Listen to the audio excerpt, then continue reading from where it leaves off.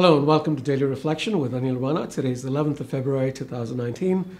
We're going to reflect on Mark chapter 6, 53 to 56. Listen. When they had crossed over, they came to land at Gennesaret and moored the boat. When they got out of the boat, people at once recognized Jesus and rushed about that whole region and began to bring the sick on mats to wherever they heard he was. And wherever he went, into villages or cities or farms, they laid the sick in the marketplaces and begged him that they might touch even the fringe of his cloak. And all who touched it were healed. The Gospel of the Lord.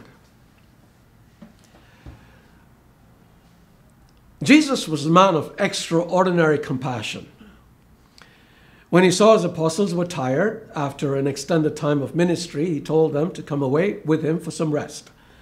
However, people saw them going and followed them, and Jesus, despite his own need for rest, had compassion for them and began to attend to them.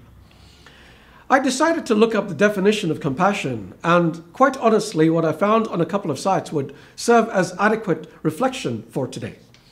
This is what vocabulary.com has to say about compassion. If someone shows kindness, caring, and a willingness to help others, they're showing compassion. This is a word for a very positive emotion that has to do with being thoughtful and decent. Giving to a charity takes compassion. Volunteering to work with the sick people or animals take compassion. When you have compassion, you're putting yourself in someone else's shoes and really feeling for them.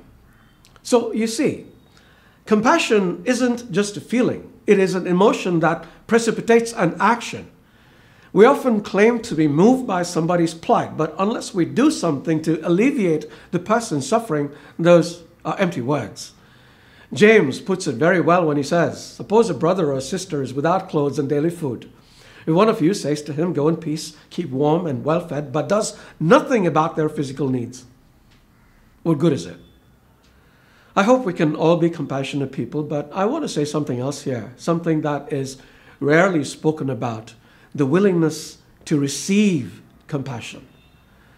Many of us, especially those in ministry, be it priestly or lay, like to imagine that we have it all together, that we know all the answers, but that isn't true. And if we are honest about it, we will not put ourselves beyond the reach of love. This has to be legitimate love, of course, but there are so many ways of receiving it. If we are blessed to belong to a community, then we need to have a mutual give and take of compassion, not the frigid apathy we sometimes see. If we don't belong to a community, then we can receive from the very sheep that we tend to. And I believe that through this, we will all be a healthier, more loving people. So, give and receive.